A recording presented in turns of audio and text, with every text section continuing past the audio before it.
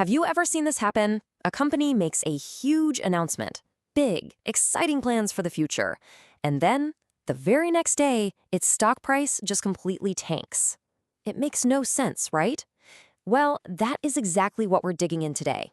We're going to unravel the financial mystery of a company called Artefact, piece by piece. Now, first things first. If you just go and search for Artefact, you're going to find a few different companies. There's a big global AI and data consulting firm. Pretty cool, but that's not who we're talking about.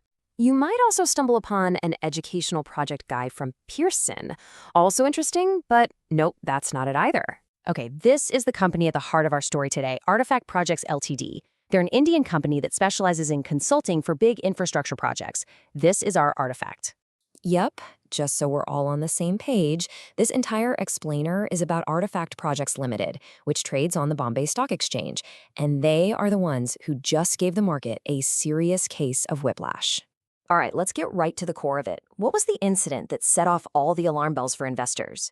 Well, here it is. On August 14th, 2025, just one day after a board meeting that was filled with what sounded like great news, the company's stock price plummeted almost 13.5%, a massive drop in a single day. And this wasn't just a blip. Market reports, like this one from the Economic Times, confirmed the absolute bloodbath. They tracked the drop at over 12.5% from its previous close. This was a crash, and it definitely got people's attention. So this is our central question, right? The company is out there talking about growth, expansion, and investment. Why on earth did investors hit the panic button and run for the exits? To figure that out, we've got to look at what they actually announced.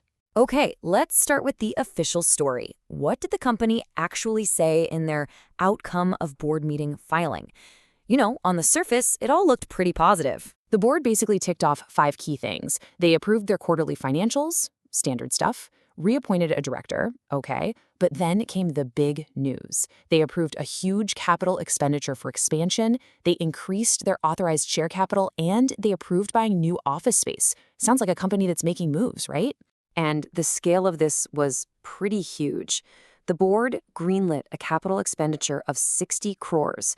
That's about $7 million to be spent on expansion over the next 2 years. For a company of this size, that is a massive, massive investment. And to help fund that growth, they also okayed a 50% increase in their authorized share capital, bumping it up from 10 crores to 15 crores. This basically gives them room to issue more shares and raise more money down the line. So you might be wondering, what exactly is authorized capital? Well, think of it like the credit limit on a credit card. It's the maximum amount of share capital a company is legally allowed to issue to its shareholders. So by raising that ceiling, they're getting ready to ask for more money to fuel their big plans. It's a classic growth move.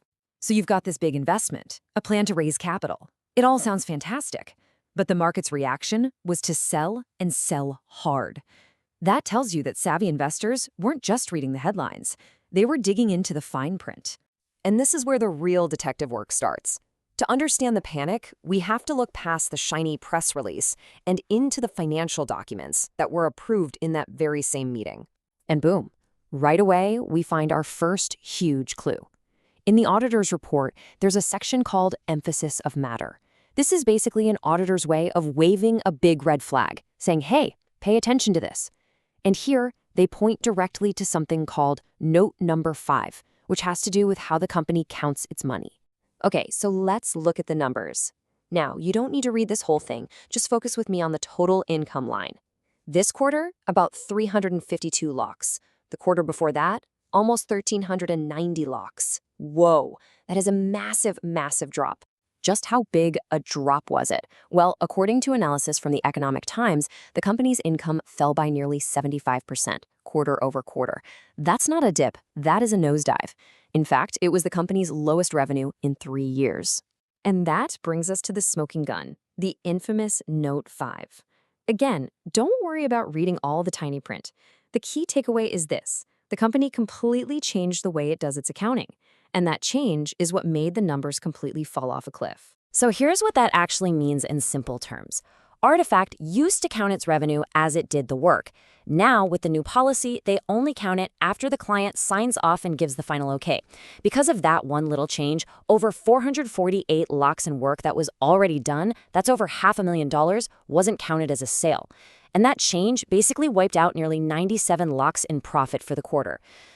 So now we have two totally different stories, don't we? There's the story the company was telling about the future, and then there's the story the numbers were telling about the here and now. So how do we put it all together? And this is the core conflict right here. On one side, you have the company's story, which is all about the future. We're investing 60 crores, we're expanding. But on the other side, you have the market story, which is all about the present. Your revenue just collapsed by 75%, your stock is tanking, and an accounting change just vaporized your profits. So here's the bottom line. The market wasn't punishing Artefact because it had big dreams. Investors love growth plans. No, it was punishing the company for the terrible performance that those big plans seemed designed to distract from. That accounting change pulled back the curtain and revealed that things were much, much weaker than they appeared. And really, that's what this whole thing boils down to. And it leaves us with a final question. It's a masterclass in reading between the lines. So when a company's story and its numbers are telling you two completely different things, which one do you believe? The ambitious story of tomorrow or the cold, hard data of today?